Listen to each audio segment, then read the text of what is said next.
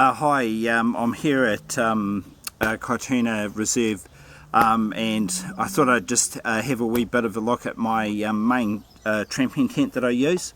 So this is my main tramping tent. It's a Big Agnes Copperspur UL1. It's a one-person tent. Big Agnes is an American company. They've got a long tradition of making really great tents. I've had this tent now for probably 3 years, and basically I take it with me whenever I think I might need a tent, or if I'm doing a camping trip, or if I'm going and doing a TA section where the huts are small and I may potentially have to camp.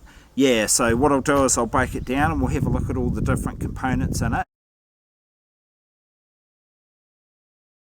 When I'm actually carrying it in my pack, I'll take the pegs and the poles out of it, and I'll just carry those in my pack. And so what I try to do is slide them down the side of my pack, where they're relatively protected, but also they're not sticking into stuff. Obviously the poles are really important for the tent. If they get broken, then you're in trouble. And if you have the poles in that bag, it's also really hard to pack it into your pack. If you don't have the pegs or the poles in there, you can fold it in half and do other stuff like that, jam it into the bottom of your pack. You know, there's ways you can stash it much more easily. Yeah, so that's something you can consider next time you go out. But like I say, when I'm finished with it, everything goes back into the bag, because that's the easiest way to make sure that everything stays together and nothing gets lost. So this is the Big Agnes tent, Copperspur UL1. So what I basically have is I've got the tent outer, the tent fly and the tent inner, the bag that the whole tent comes in. You've got the pegs there. This is the poles for the tent. And what I use for a ground sheet is a mylar space blanket. That's what I've been using for ground sheets with my tents for probably about 10 years now. And so basically I take it out, and then after each trip I replace it. The weight of the Big Agnes is just a tad under 1 kilogram, and they have different sizes. So there's a UL1, UL2, UL3, UL4, and so obviously 1 person, 2 person, 3 person, 4 person. Yep. The tent pegs are DAC 9mm green poles, and I'll show those to you when I take the tent out and start putting it up.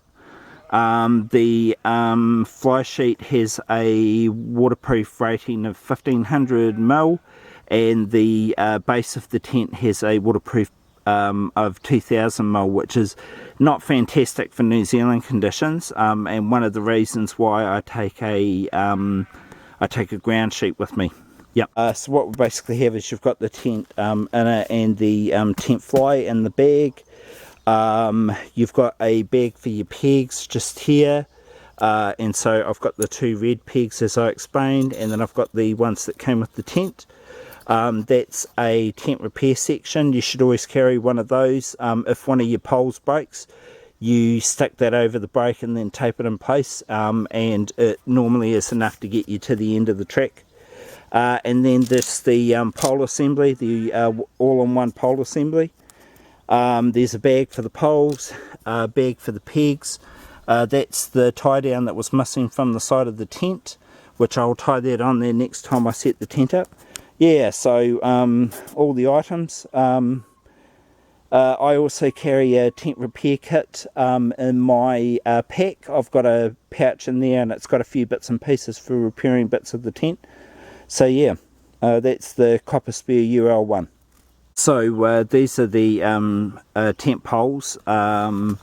They are colour coded for the ends. The Copperspur UL1 is a freestanding tent, so there's central poles that run across from the head and the foot of the tent, and then there's a cross pole that just basically holds the tent out and gives you a bit more space.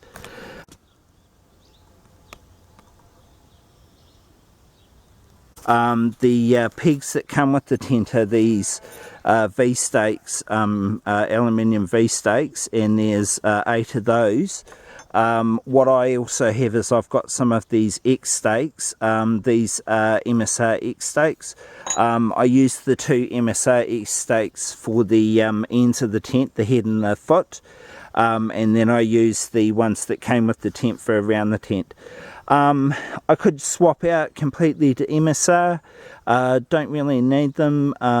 You know, the tent, I don't use it in really high wind, so I mean that's just basically to anchor it at head and foot, because those are the 2 places where it's most likely to flap around.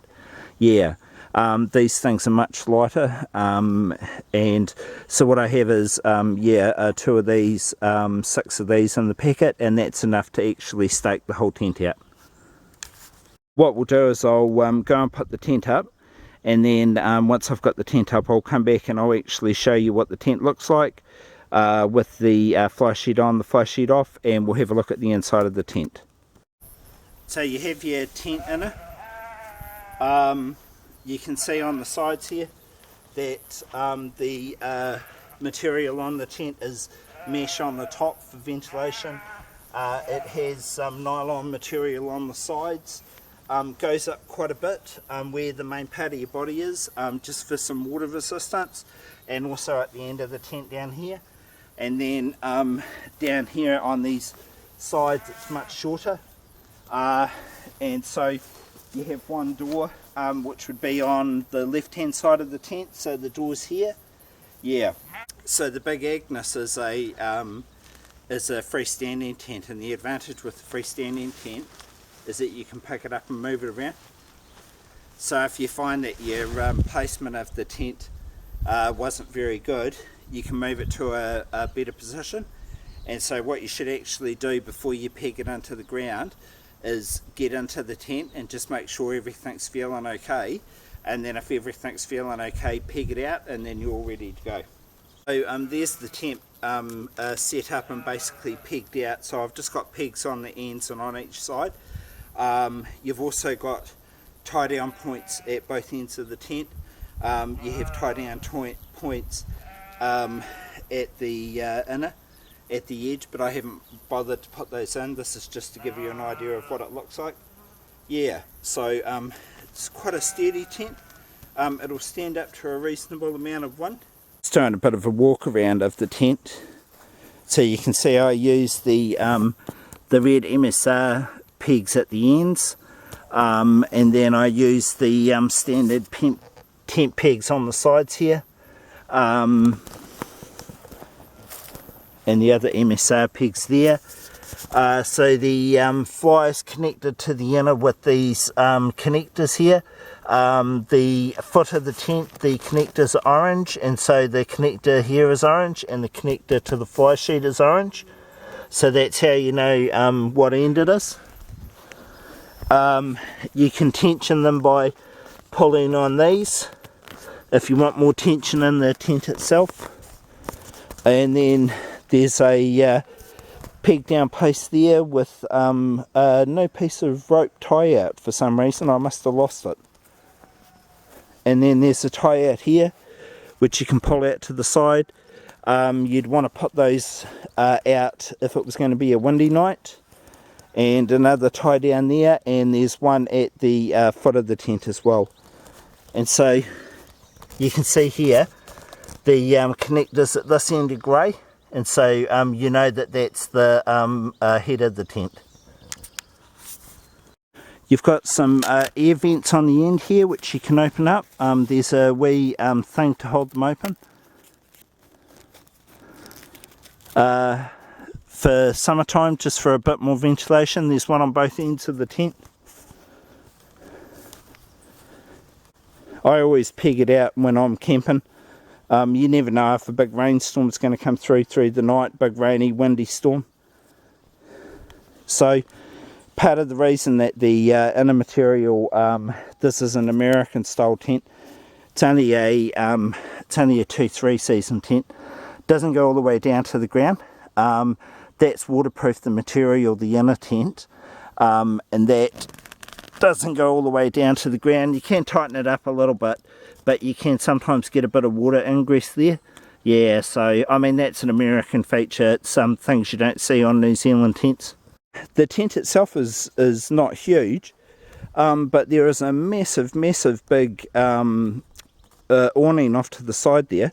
I can get my pack and boots and trekking poles in there, and even some of my wet gear, like if I've got a wet jacket.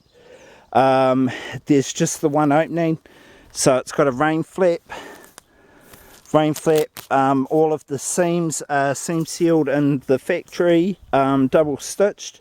The quality of Big Agnes tents is excellent. They can't be complained about. But obviously they're made for the American market because Big Agnes is an American company, and so I mean that's why the fly is just a wee bit light. I'll open up the tent and we'll go inside and have a look at the space. I'm inside the tent. I'll just do the doors. It's got YKK zips on it, which are the premium zips for tent doors. And so if I lay down in the tent, I've got enough space for myself. I'm between 6'3" and 6'4", and so you can see like there's a lot of space between my head and the top here, and my feet aren't all the way down to the end. I can sit up in the middle of the tent. There's quite a lot of room. There's still like 4 or 5 inches above me there. Yeah, so it fits. I should probably, when I bought this tent, I should have probably got the 2-person version because it's just a little bit wider, but it's only like an extra 150 grams. So if you are thinking about buying one of these tents, get the UL2, don't get the UL1. Yeah, this one's fine, but it would be a bit more space, and for another 150 grams, that's nothing really. There's a pocket just here by the door. There's another couple of pockets in the loft at the top up here.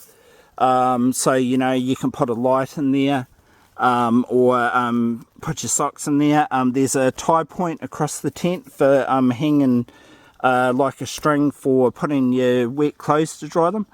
So, I mean, yeah, there's space in here. I like it. It's a good tent. I've had some good use out of it over the years. Very light, reliable. The workmanship on it and the materials are top notch. I really recommend Big Agnes tent products. They're heinously expensive, but all tents are heinously expensive. That's a UL1 for 1 person. I mainly bought that for the Te Araroa Trail, so that's the space that I need really on the TA.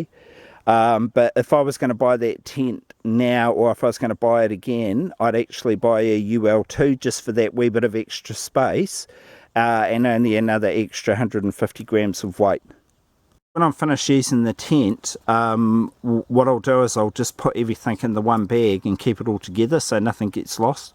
So the bag there's got the tent and the fly poles and the pegs. So just a wee pro tip for you when you're camping, you'll notice when you go camping that you get dirt stuck in the grooves of your tent pegs. You don't want to leave that there because what will happen is it can make the metal oxidize and cause damage. So when I get home, I give them a bit of a brush down with a half brush to get the most of the dirt off, and then I just give them a quick wipe with a damp cloth, and then put them in on the windowsill in the sun just to dry out completely, and then that way that protects them for the long term. You get much more use out of them. Same with your tent. Don't ever put a tent away when it's damp. It's okay if you're tramping, you know, you've got no choice, but try drying it out as much as you can. As soon as you get home, you need to hang that tent up and you need to thoroughly dry it, because what will happen is you'll get mildew or mould on it, and that ruins tents faster than anything I know. So what I do is I've got a piece of string set up in the garage, and when I get home I hang it up in the garage for like maybe 3, 4, 5 days until it's bone dry, and then I pack it away. Hang up your bag as well, because the bag can get damp inside, and if your poles are wet and damp, give them a wipe down with a dry cloth as well. Little bit of maintenance just basically makes your gear last for much longer, you know. So especially with a tent like this, because this tent like new cost over $800 New Zealand dollars, that's not chump change. So you want to look after it, and so you get the most use out of it.